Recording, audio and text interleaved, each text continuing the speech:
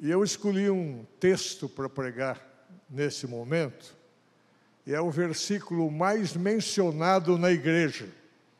Alguém quer se arriscar dizendo qual é?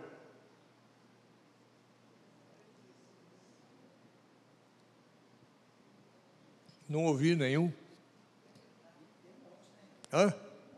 Não, o mais repetido não tem um monte, tem um só. Está em 2 Coríntios, capítulo 13, versículo 13. Nem vou ler. E a graça do nosso Senhor Jesus Cristo, o amor do Pai e a comunhão do Espírito Santo sejam com todos até a volta de Jesus. Né? Vocês não ouvem isso domingo após domingo?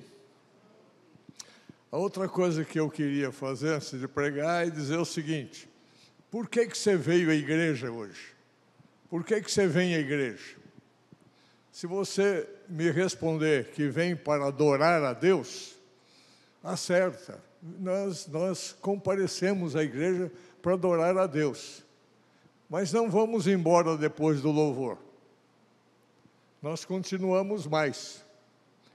E se a pregação não atingiu o nosso coração, for uma dissertação sem muito nexo, né?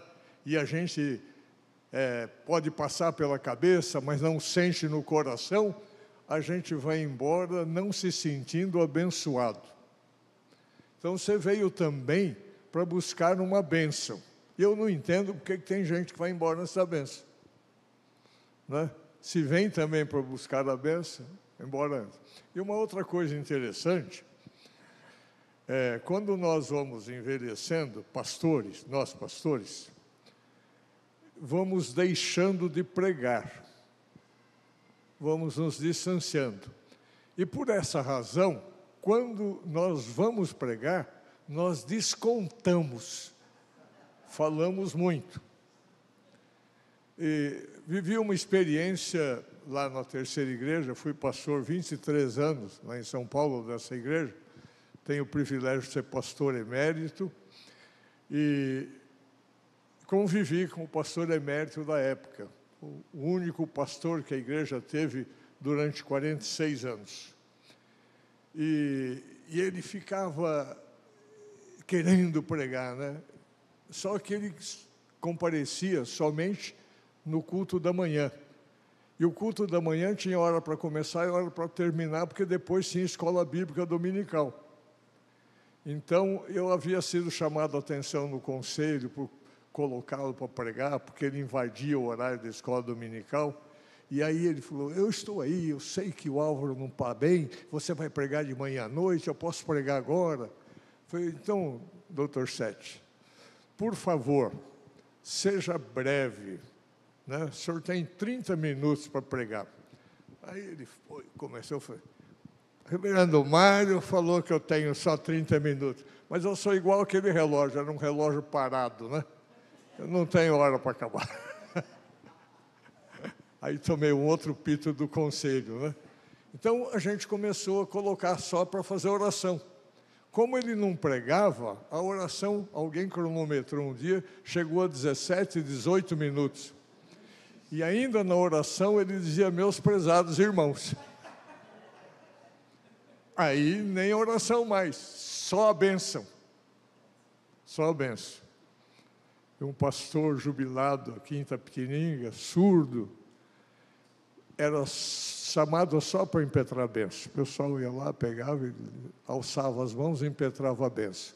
Houve um congresso de mocidade, o dirigente não sabia disso, anunciou oração silenciosa, de confissão, e convidou o irmão para orar, encerrando.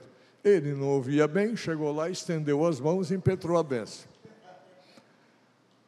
Nada demais. Quem disse que a bênção é para acabar o culto, não é, reverendo? Mas vejam bem,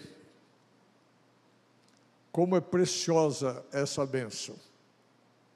É a bênção da graça de Jesus. Graça salvadora. Pela graça sois salvos mediante a fé.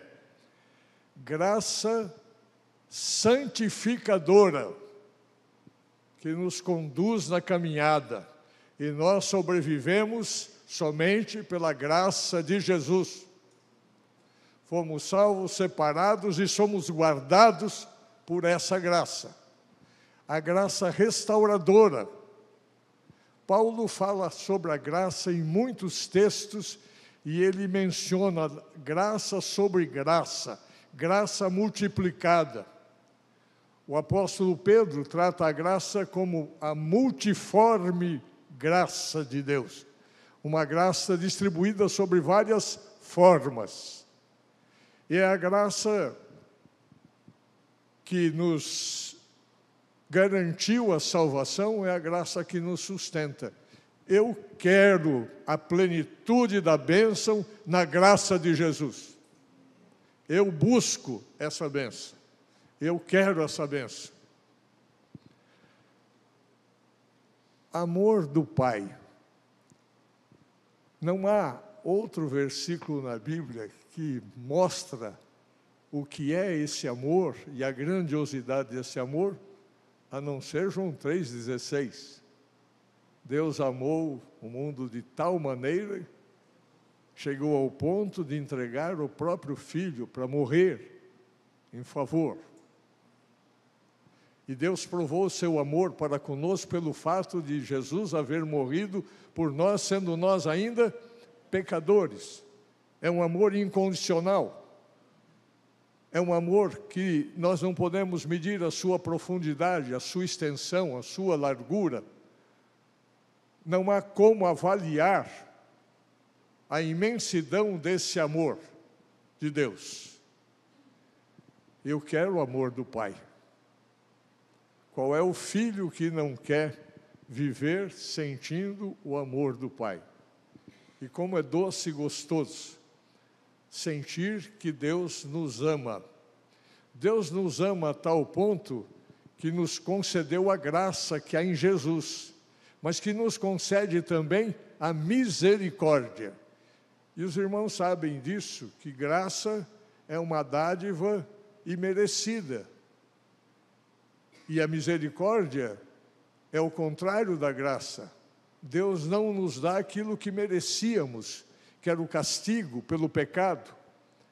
Então, Deus é misericordioso à medida que Ele não nos pune pelos pecados que nós cometemos.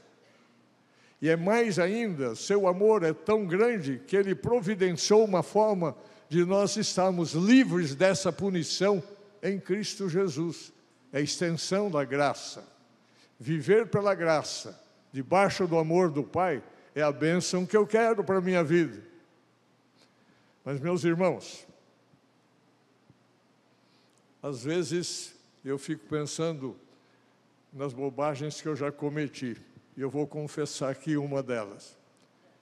É de fazer a liturgia e colocar lá no começo da liturgia, invocação de Deus. Ora, Jesus disse que Ele se ausentaria desse mundo e enviaria o Paráclito, o Espírito Santo. Quando nós olhamos o panorama bíblico, olhamos no Antigo Testamento, nós não vemos a presença do Espírito Santo em todas as pessoas ou para todas as pessoas que constituíam o povo de Deus, mas para algumas pessoas em especial. Davi foi um homem que recebeu o Espírito de Deus, ungido do Senhor. Josué foi um homem que esteve ungido pelo Espírito do Senhor. Mas eram homens especiais, Sansão, os outros juízes, Gideão, homens que foram tomados pelo Espírito para executar uma tarefa determinada por Deus.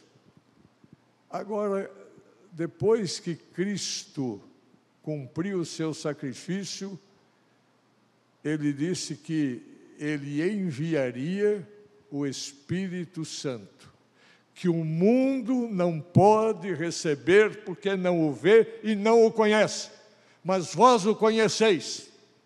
Ele habitará convosco e estará em vós. Ora, se eu venho aqui para a igreja Aqui está o Espírito comigo. Eu não preciso invocar a Deus. Deus está conosco.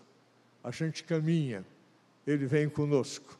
Ele me trouxe para a igreja. Ele me colocou aqui nesta noite para anunciar a sua palavra. Há uma outra coisa, irmãos, que nós não entendemos e por isso cantamos muitas vezes erradamente. Nós cantamos para o Espírito passear entre nós. Nós cantamos para o Espírito descer sobre nós. Não, o Espírito está aqui no meu coração, no seu coração. Você quer ser cheio do Espírito? Esvazie-se de si mesmo. Dê tempo para o Espírito. Dê tempo para o Espírito. Quanto mais você der da sua vida para o Espírito, mais do Espírito de Deus você terá controlando a sua vida. Numa figura simples, se der só a mão direita, é só a mão direita que Ele vai usar. Porque Deus não violenta a nossa vontade. Ele espera que seja um ato espontâneo de dedicação, de oferenda, de oferta. E como é que você tem mais do Espírito? Pela oração e pelo estudo da palavra. Quanto mais tempo você se dedicar ao estudo da palavra, o que a palavra é do Espírito? Paulo fala isso no capítulo 6 de Efésios. Ele é a espada ela é a espada do Espírito. É com a palavra que o Espírito nos corrige. É com a palavra que o Espírito nos edifica. É com a palavra que o Espírito nos sustenta na nossa fé. Estudo da palavra e tempo de oração é busca da plenitude do Espírito de Deus. Quanto mais eu me ofereço, quanto mais eu esvazio, quanto mais espaço eu concedo na minha vida para a ação do Espírito, mais do Espírito eu tenho. E o que a bênção que Paulo impetra aqui no final da carta aos Coríntios, pede do Espírito, comunhão do Espírito. Comunhão é relacionamento. Não é? Comunhão é relacionamento. Quando a gente tem mais comunhão com pessoas, a gente se oferece para ir comer na casa delas um dia, e no outro dia a gente vai lá de novo, né? Quer dizer, a gente convida para comer na nossa casa, a gente partilha o pão, partilha a mesa, a gente mantém um relacionamento, e um relacionamento constante. A amizade que tem na igreja não serve, porque a amizade, se a pessoa ficar com mimimi, a gente vira. Se não tem correspondência, a gente ela não cresce, não perdura. Agora, a comunhão do Espírito, ela é importante na igreja, porque a comunhão me leva a perdoá-lo pela ofensa que você me fez. Você me ignorou hoje de manhã, eu perdoo. Já está ocupado? Ah, mas se for amizade, eu fui à igreja, o Juba nem falou comigo. Né? Então, a comunhão do Espírito Santo é necessária à vida da igreja, mas ela é necessária na nossa vida, porque nós somos a igreja de Cristo. Nós somos as partes dessa igreja, as partes desse corpo. E o Espírito Santo é exatamente aquele lubrificante que há em todas as juntas desse organismo. É ele que vai trabalhar os atritos para que eles não corrompam a igreja de Cristo. Então, a plenitude da bênção de Deus, da bênção da graça, da bênção do amor do Pai e da bênção da comunhão do Espírito, ela é necessária na minha vida. Eu preciso viver com essa bênção. Eu preciso receber essa bênção. Eu preciso abrir o meu coração e suplicar a Deus, me conceda a bênção da graça nesse dia. Me conceda a bênção do amor, do teu amor, ó Pai. E me conceda viver na comunhão do Espírito, compartilhando com o Espírito, conversando com o Espírito. Certa feita, um pastor, que já é falecido, meu amigo, disse assim: ô Fava, eu ia subindo outro dia pela Rua da Consolação e vi que você ia conversando sozinho. Hoje não dá mais para perceber, porque tem o celular, né? O cara está falando com alguém. Mas naquele tempo não tinha isso, que eu estava falando sozinho. Eu falei: você está enganado.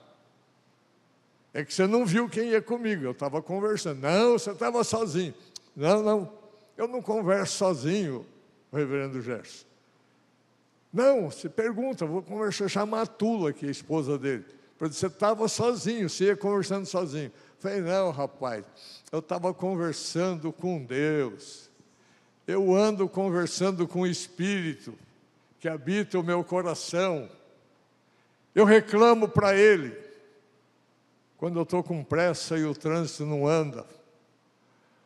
Eu peço para Ele me dar calma. Eu agradeço quando eu chego e falo: Senhor, essa vaga, como eu precisava dela. Não é? Quem anda na cidade atribulada, né, de São Paulo. Então, se Gerson, você está equivocado. Eu não converso sozinho, eu converso com Deus. E é verdade, irmãos. É verdade. Se eu estiver sozinho no carro, eu converso mais ainda. Se estiver com alguém, aí o alguém me atrapalha, né? Não quero reclamar da minha mulher, não. Mas eu gosto de orar enquanto eu dirijo. Eu gosto de orar quando eu estou caminhando e estou sozinho, porque eu sei que eu não ando sozinho. O Espírito está no meu coração. O Espírito caminha comigo. Você é de Jesus? O Espírito caminha com você. Se quer mais do Espírito, doe-se mais. Arranje mais tempo para o Espírito. Pela manhã eu lembrei uma coisa interessante, que um grande evangelista, Moody, era avivalista também. Ele escreveu que ele perdeu 3 anos da vida dele orando, pedindo a Deus que lhe aumentasse a fé. E depois ele descobriu que a fé só aumentaria se ele aumentasse o conhecimento da palavra de Deus. Porque a fé vem pelo ouvir e ouvir a palavra de Deus. Na verdade, o versículo diz: a palavra de Cristo se refere aos evangelhos. A fé vem pelo ouvir e ouvir a palavra de Cristo. E eu defino a fé de uma forma, acho que muito simplória. Tudo quanto eu creio a respeito de Deus, Deus é tão grande, Deus dá muito mais do que a gente pede. Então a fé nada mais é do que a confiança nisso que eu creio. A minha fé é minha confiança naquilo que as Escrituras falam acerca de Deus. E eu preciso conhecer a essência desse Deus, a bondade desse Deus, a grandeza desse Deus. Em outras palavras, eu preciso conhecer qual é o tamanho do meu Deus, para poder confiar cada vez mais nele. Entrega teu caminho ao Senhor, confia nele, espera nele, aguarda nele, que ele responderá. Então, não saia mais antes da bênção. Se você já saiu, né? Mas todas as vezes que você pensar na bênção de Deus, pense desses 3 aspectos. A bênção da graça de Jesus, a bênção do amor do Pai e a bênção da presença, da comunhão, desse relacionamento com o Espírito Santo de Deus. Se você perceber e sentir isso, quando você perder a paciência no trânsito, você vai ver que o Espírito vai corrigir você. Logo você corrige. Não precisa nem elogiar o cara que está passando. Eu abençoo o cara quando ele me fecha, né? Que Deus esteja com você quando a jamanta passar por cima. Quando a carreta passar por cima de você. Não é? Mas a gente às vezes fica possesso. E aí o Espírito acaba se mostrando. Sabe como? Revelando a palavra. Quando Paulo diz assim: rogo-vos, pois, que apresenteis os vossos corpos por sacrifício vivo, santo e agradável a Deus, e não vos conformeis com o presente século, não tomeis a forma desse século, mas renovai-vos pela renovar a mente. Se eu tivesse um quadro aqui, eu faria um esquema aí. Eu costumo demonstrar o corpo com um quadrado e o espírito com um círculo. E aí eu ligo o quadrado ao círculo e divido em 3. No quadrado, junto ao círculo, eu escrevo mente. No quadrado do meio, eu escrevo emoções. E no quadrado perto do corpo, eu escrevo vontade. E eu considero essas 3 coisas a alma. A mente, as emoções e a vontade. Em outras palavras, eu considero isso o coração do qual a Bíblia fala. Como é que eu posso ter a mente renovada com a ação do Espírito? Enchendo-a da palavra de Deus. O Espírito Santo vos ensinará todas as coisas e vos fará lembrar. Ele vai usar a sua espada. Então, essa convivência com o Espírito, esse compartilhar com o Espírito, esse conversar com o Espírito, é viver na comunhão do Espírito Santo. E nós precisamos buscar isto.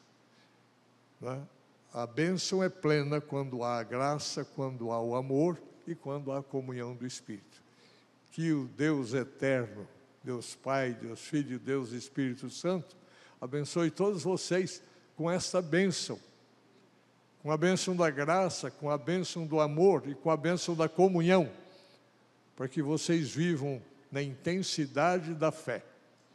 Amém.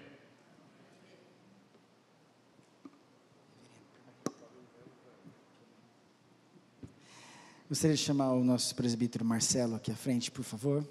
O Marcelo fará a oração ao nosso Deus. Depois o reverendo mesmo vai impetrar a bênção para nós, com a graça. Né? Vai impetrar a bênção. Pegou hoje, vai impetrar. Amém? Reverendo, obrigado pelo carinho mais uma vez, viu? Deus abençoe grandemente. Marcelo. Estenda suas mãos, vamos abençoar a vida do nosso irmão, que tem tanto nos abençoado. Eu te agradeço, Pai, porque o Senhor, Pai amado, tem usado teu servo, ó Deus. Louvado seja o teu nome. Obrigado, meu Pai amado, porque o Senhor trouxe ele para cá, ó Pai amado, debaixo da tua graça e da sua vontade. Obrigado, Deus, porque temos experimentado, ó Pai, dia após dia, Deus, a convivência dele, ó Pai amado, seja no colégio, seja na igreja, ou seja na sociedade. E o Senhor tem, ó Pai amado, nos agraciado através da vida do teu servo. Obrigado, ó Pai amado. Abençoa a sua esposa, abençoa a sua família, dê saúde a eles, ó Pai amado, em nome de Jesus. Dê ordem, ó Deus, aos teus anjos, ó Pai amado, na vida dele, aonde ele colocar as plantas dos pés, que ele seja, Pai amado, tomado como herança, no nome de Jesus. Nós te agradecemos, ó Pai, te louvamos. Amém e amém, Senhor Deus. Recebei a bênção. Que a graça bendita do Senhor Jesus, o amor infinito e insondável do Pai e a comunhão do Espírito Santo estejam convosco e convosco permaneçam desde agora até a volta do Senhor. Amém. Amém. Você pode dar um abraço no seu irmão em nome de Jesus.